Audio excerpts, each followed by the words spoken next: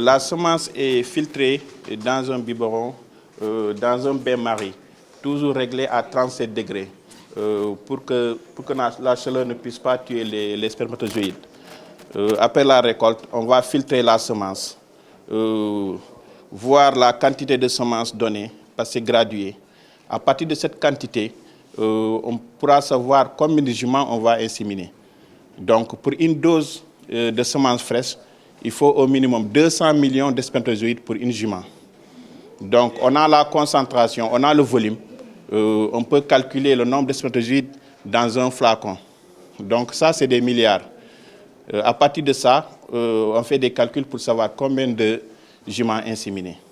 Donc, pour calculer la concentration, on a un appareil de l'autre côté, le spectrophotomètre, qui nous permet de calculer la concentration. Donc, on a deux types d'appareils. Un appareil qui nous permet de faire une lecture directe de la concentration. Un autre appareil qui permet de calculer la densité optique, puis de savoir la concentration. Donc, après tout cela, maintenant pour préparer les juments, les étalons à la saison de monte, il faut faire un spermogramme. Donc, on a tout le matériel pour faire ça, calculer la concentration, la motilité, le pourcentage de spermatozoïdes vivants, le pourcentage de gel. Donc, on a un appareil qu'on a récemment acquis. Ça nous permet de faire le spermogramme pour chaque saison. Donc, chaque début de saison, tous les étalons sont vérifiés, voir est-ce que cet étalon il est apte pour la saillie, ou bien chaque étalon, quel nombre de juments il pourra faire peut-être dans la saison. Ça dépend du rythme de la récolte.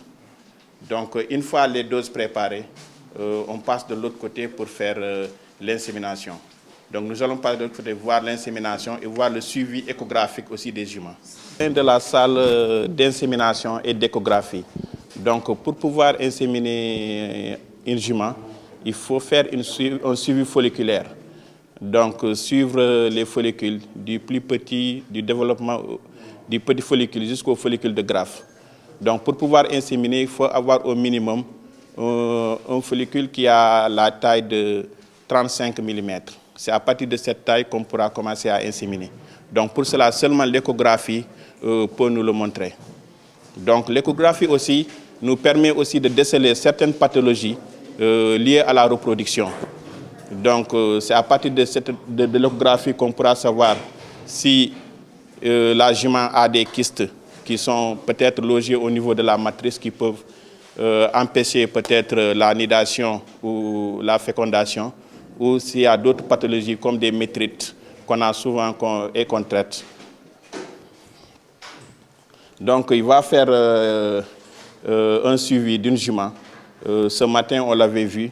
Donc, il va faire le suivi et faire l'insémination devant vous pour pouvoir visualiser l'utérus qui se trouve en bas. Il va visualiser l'utérus, voir aussi les deux ovaires, l'ovaire droite et l'ovaire gauche, voir là où se trouve le développement folliculaire. Puis au niveau de l'image, vous allez voir frise Diallo.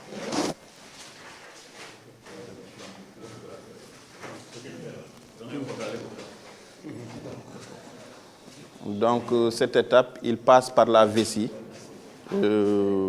Donc, ce que vous voyez, c'est la vessie. Il vient au niveau de la matrice. Vous avez vu, c'est comme une coupe d'orange. Une jument qui est en chaleur, la matrice se présente comme ça. Puis, on peut pivoter à gauche. Il a le follicule qui est là. C'est bon, je vais. Donc, vous voyez à l'écran, on a un follicule. Donc, il va mesurer.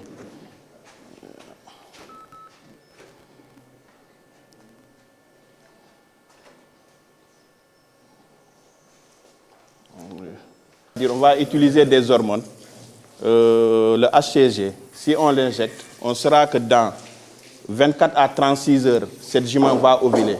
Donc ça donne beaucoup plus de résultats. Vous pouvez inséminer une seule fois et la jument est pleine. Donc ça nous aide aussi dans la gestion des étalons, pour ne pas surutiliser les étalons. Bon, en pourcentage de réussite, au hara ou bien généralement? Généralement, en insémination artificielle, en pourcentage de réussite, c'est 5 à 25 000. D'autres étalons, c'est à 50 000, les étalons de groupe 1. Okay. Donc, Diallo, vas-y. Il n'y a pas eu d'annulation parce que l'annulation se fera entre le 42e et le 43e jour. Donc, tant qu'il n'y a pas d'annulation, on peut avoir des mortalités embryonnaires. Dans ce cas, on n'aura pas d'avorton. Donc ici, nous sommes dans la salle d'examen. C'est dans cette salle que l'on fait les traitements, les diagnostics, etc. Donc la salle comporte donc un endoscope. Une endoscopie est une méthode d'exploration visuelle et médicale de l'intérieur d'une cavité qui est inaccessible à l'œil nu, n'est-ce pas? Donc l'instrument utilisé est l'endoscope, donc qui est composé d'un tube optique muni d'une caméra qui nous permet de retransmettre, de visualiser et de retransmettre les images au niveau de cet écran-là, n'est-ce pas? Donc ça c'est la sonde. Donc le principe consiste maintenant à introduire la sonde, atteindre l'estomac en traversant l'œsophage. Donc c'est ce que l'on appelle l'endoscopie haute. Donc on examine l'œsophage, on examine l'estomac et une partie de l'intestin grêle. Donc c'est ça l'endoscopie haute. Il y a aussi l'endoscopie basse avec lequel on passe par le rectum pour diagnostiquer donc le gros intestin et l'intestin grêle.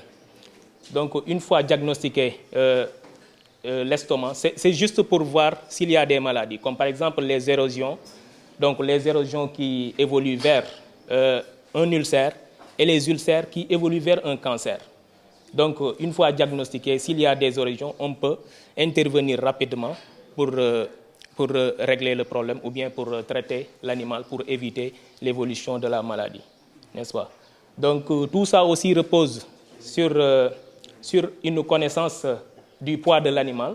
Donc pour faire un bon diagnostic et un bon traitement, il faut d'abord connaître le poids de l'animal pour pouvoir choisir une bonne posologie et faire un bon traitement.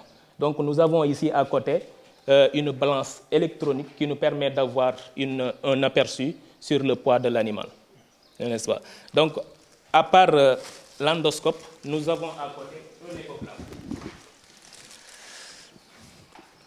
un échographe donc, qui nous permet d'examiner les différentes parties du corps, à savoir, il y a l'échographie, il y a différents types d'échographie, échographie abdominale, échographie pelvienne, c'est le type d'échographie que le commandant faisait au service de reproduction. Nous avons aussi l'échographie musculaire et l'échographie des tendons. Donc, tout cela, nous le faisons ici. Donc, l'échographie abdominale nous permet de visualiser ou bien d'examiner les différentes parties du corps, à savoir les reins, la rate, peut-être le foie, etc. N'est-ce pas?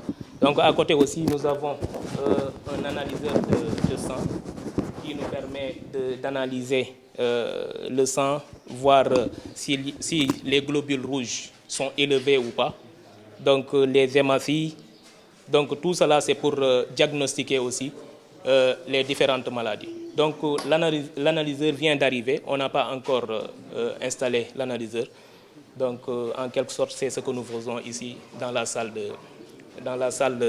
d'examen. Donc il y a la balance électronique pour la fan d'arachide. Donc c'est ce que nous distribuons ici, la fan d'arachide le matin. Donc le concentré vers 11 h. Donc vers 15 h, on répète la fan d'arachide. Donc vers 18 h, on donne le concentré. Donc les différentes mangeoires sont là, donc avec l'abreuvoir automatique. Donc c'est un abreuvoir automatique. Donc c'est comme ça qu'on suit nos chevaux. D'abord pour dire qu'il est le fruit d'une coopération entre le Haras national et le Haras du Quénet en France. Il est là depuis 2018. L'année dernière, il a au total sailli ou bien inséminé à partir en tout cas de sa semence 63 juments, dont plus de 43 gestantes. Aujourd'hui, à travers lui, nous avons vu des produits d'une très haute performance tels que l'Am Toro, qui a fait des sorties extraordinaires en PDA l'année dernière et qui a été vendu à, si je ne m'abuse, à 30 millions. Après l'Am Toro, ça n'est suivi Wish You Were Here, également, qui a été vendu, si je ne m'abuse, à 30 millions. Donc, à lui seul, en une année, il a permis aux éleveurs, en tout cas, de faire des entrées d'argent, des recettes de l'ordre de plus de 70 millions de francs CFA. Donc, pour dire tout simplement que l'État s'est engagé à doter le haras national d'étalons de très haute valeur génétique pour faire en sorte que l'ensemble des éleveurs puissent accéder à une génétique de qualité à travers des étalons dont ils n'ont pas la charge d'entretien. Les entraînements. C'est ça. J'ajoute que cet étalon a été acheté à la demande de M. Papsek, qui est membre du conseil d'administration du haras national et qui souhaite que les chevaux qui sont spécialisés en saut d'obstacles également puissent avoir de la génétique pour pouvoir faire de l'amélioration. Mais la demande n'est pas là. Donc c'est un étalon qui est là, entretenu, qui était déjà envoyé à la gendarmerie pour le dressage. Il sait le faire, c'est des sauts d'obstacles, mais la demande est beaucoup plus orientée vers les pur-sang anglais. Et cela vous permet même de voir un peu la différence morphologique au niveau de la tête, par exemple, entre un cheval qui fait le saut d'obstacle et un autre, par exemple, pur-sang anglais qui a la tête beaucoup plus fine. Celui-là, il a une tête beaucoup plus grosse.